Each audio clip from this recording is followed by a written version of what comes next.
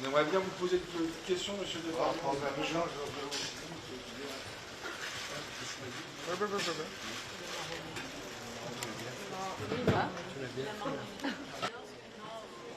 Vous nous parlez pas beaucoup pour l'instant.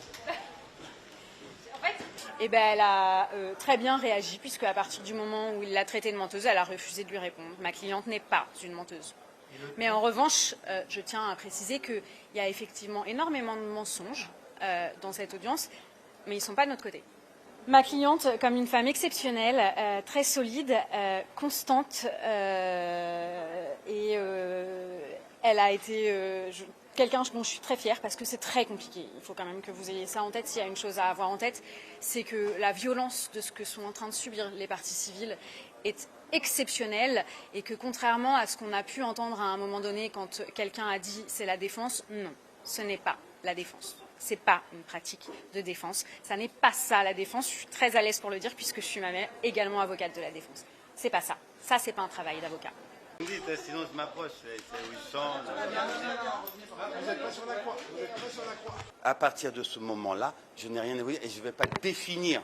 Et c'est du bon sens. Il ne va pas définir ce qu'est une agression sexuelle devant un tribunal qui le juge pour agression sexuelle. Ceux qui ont le pouvoir de dire ce que c'est vraiment la signification de ce qu'il a dit. Ceux qui ont le pouvoir de dire ce qu'est une agression sexuelle sont les juges. C'est tout ce qu'il dit.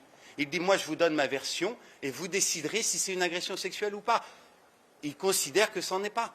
Et il a raison, puisqu'il ne l'a pas touché sexuellement. Donc il n'y a pas d'agression sexuelle. De l'avoir agressé sexuellement, et alors qu'à chaque fois, c'était totalement inexact. Elle a même accusé une personne qui est très calmement, et je crois que tout le monde a compris, le tribunal, l'ensemble des personnes présentes, c'est qu'il a un comportement, notamment un champ lexical extrêmement fleuri, pour certains très grossier, d'autres vulgaires, qui peut avoir un très grand nombre d'invectives, et qu'aujourd'hui, ce qui était courant, en effet, d'avoir ce type de vocabulaire, d'expression, d'attitude, était d'une époque où c'était assez répandu, et aujourd'hui, ça ne l'est plus du tout. Mais il le comprend. Et vous savez, même le procureur de la République le comprend, même le parquet. Pourquoi? Parce que je vous rappelle que Gérard Depardieu a été placé en garde à vue pour harcèlement sexuel et agression sexuelle.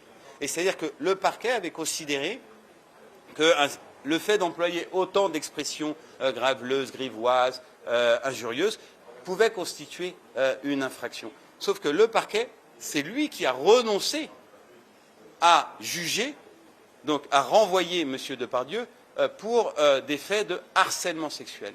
Donc, que Gérard Depardieu ait eu des expressions très grivoises, grossières, même pour certaines vulgaires, nous ne le contestons pas.